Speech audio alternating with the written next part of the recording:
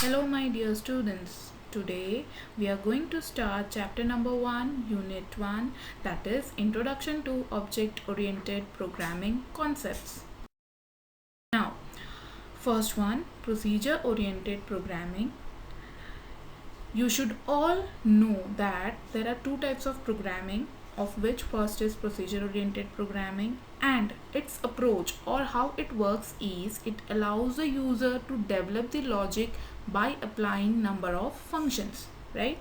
That is, the whole program is divided into many functions. Now you might be thinking, what is a function? So what is a function? It is a list of instructions for the computer to follow. For example, you can see that a main program is there. It is divided into function 1 and function 2. Further, these programs are divided into function 3, function 4 and function 5, right? In procedure oriented programming, most functions share global data.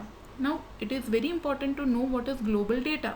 So data that is loosely attached to functions which keep floating throughout the program. That means these data can move around the program very freely. That is, there is no restriction on the global data.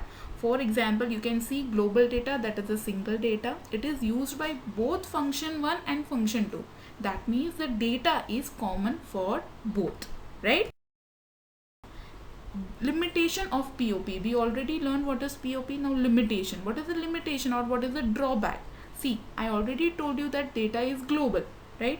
This means what? If there is a requirement of change, then that change has to be done everywhere.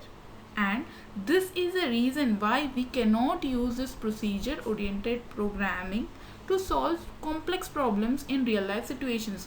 We cannot do programming of real life complex situations. I hope you understand what is POP and what is the limitation of POP. Okay, now we are moving to the next type of programming, that is object oriented programming, right? Now here in this, or how we are doing programming in this approach. See, in this approach, whole program is divided into a number of entities called objects. Okay, program there, it was divided into, that is in POP it was divided into number of functions. Here it is divided into number of object. Now what is an object? Each object has a set of data items and related function. As given in the example, you can see 3 objects are there and every object is having some data and some functions. Object in detail we will be learning towards the, as we move on in the other chapters, right? Now in OOP, the data values of an object are replicable only within the function where it is associated. That means data here is protected and secured, right? Every particular object is having every particular data and data cannot move around easily like in POP. Thus, the limitation of POP is covered by OOP.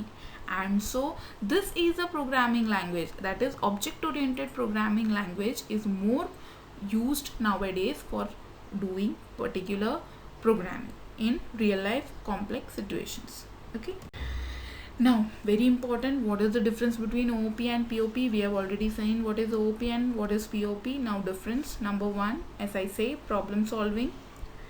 Here importance is given to object, so the problem is divided into smaller parts known as object, and in POP importance is given into function or procedure, so the problem is solved by dividing into procedure. Approach, it follows bottom up approach. What is this bottom up approach? Bottom up approach means program which is there at the bottom can also approach what is there at the upper side of the program. This you will learn in detail when you will learn the chapter, right? And here in POP it follows top down approach, right? That means the flow of the program, it will start from the beginning, that is the top, and move towards the bottom. Next, code reusability. The existing code in OOP, existing code can be reused by the feature called inheritance. This we will be learning towards the end of the chapter, what is inheritance. So in OOP you can reuse the code, whereas in POP there is no such feature. Next, data hiding. Again, this also we have seen. Data hiding in OOP, data is secured, private, protected There are many ways for securing it, whereas in POP it is less secure. Modification and addition is easier. Since data is not shared, you can modify and add very easily, whereas in POP again it is very difficult. Problem size. Since OOP is managing data, it is used suitable for solving big problems. In POP it is not suitable for solving big problems. And the examples: OOP, C++, Java, Python, these are the examples of OOP programming, and this C, Fortran and Pascal are the examples of procedure oriented programming.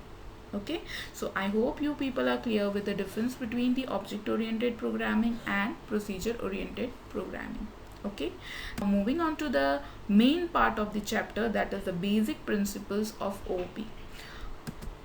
Now, as you see, these four are the basic principles of OOP, that is data abstraction, inheritance, polymorphism and encapsulation.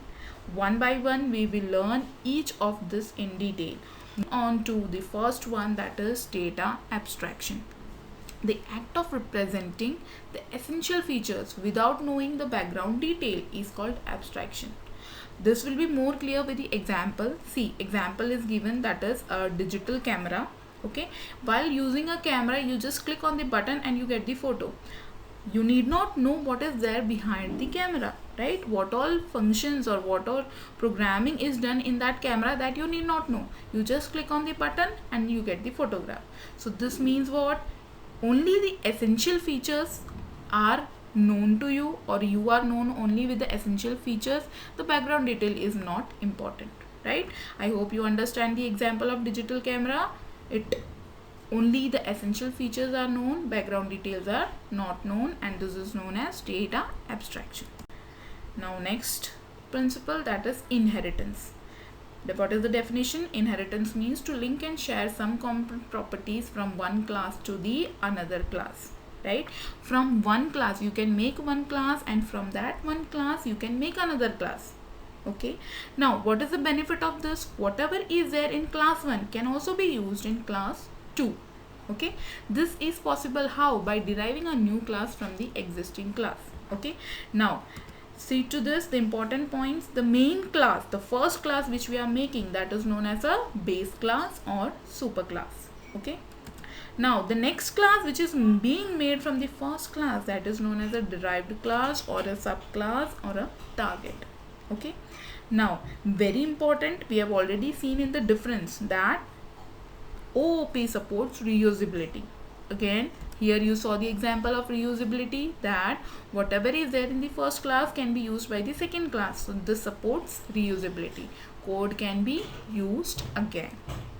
Clear? Hello my dear students. Today we are going to start chapter number 1, unit 1, that is Introduction to Object Oriented Programming Concepts.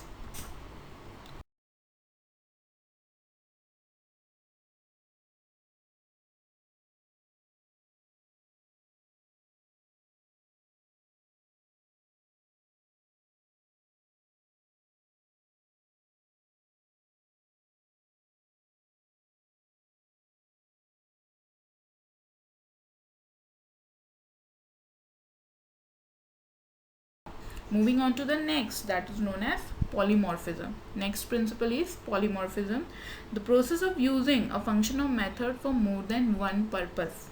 That is, if we are having one function or a method which can be used for more than one purpose, then it is known as polymorphism. Okay, now polymorphism is a principle which supports function overloading. Now again, it's a very important topic. What is function overloading? The process to create a number of functions with the same name but with different parameters. Okay, the process to create a number of functions with the same name but different parameters. Now particular point will be more clear with this example. Look at this example. See, here you have a function called volume. Okay, the same function volume can be used to find out the volume of 3 different solid figures, that is cube, cuboid and circle. Only thing that will change is the parameters. For example, for cube you just give one side and it can calculate the volume. For cuboid you have to give length, breadth and height for calculating the volume, and for circle you have to give radius for calculating the volume. So same function volume can be used for doing 3 different tasks, and this is an example of function overloading. That is one function used for multiple purpose. I hope this point is very much clear with you, that what is function overloading? Using one function for doing multiple purpose. Okay, and now moving on to the last principle, that is encapsulation. Okay, so what is encapsulation? The system of wrapping data and function into a single unit is known as encapsulation. Okay, now look at this, that this support the features of OOP. See, we have already learned that OOP means data is secure.